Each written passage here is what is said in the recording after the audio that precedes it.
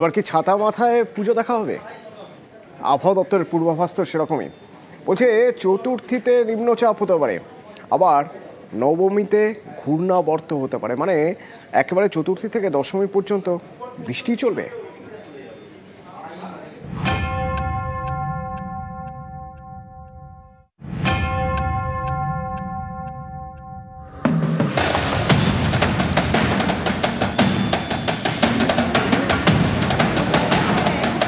এবার কি তবে ছাতা মাথায় ঠাকুর দেখতে হবে?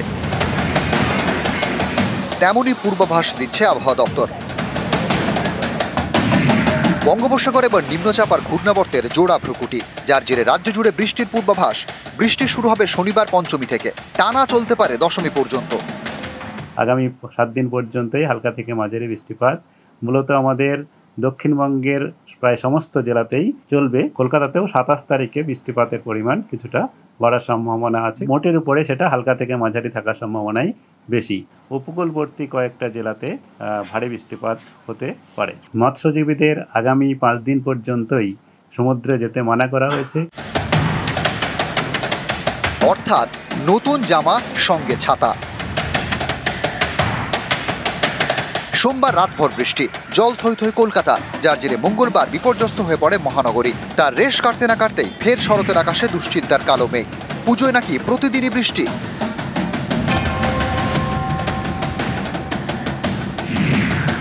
আবহাওয়া দপ্তরের পূর্বাভাস, বৃহস্পতিবার বঙ্গোপসাগরে নিম্নচাপ তৈরি হতে পারে।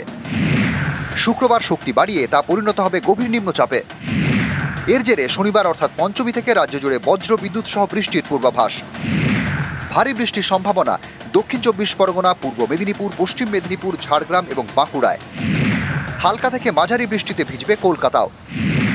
বুধবার অর্থাৎ নবমীতে বঙ্গোপসাগরে ফের ঘূর্ণাবর্ত তৈরি হতে পারে। এর জেরে নবমী দশমীতে ভাসতে পারে দক্ষিণবঙ্গের জেলাগুলি।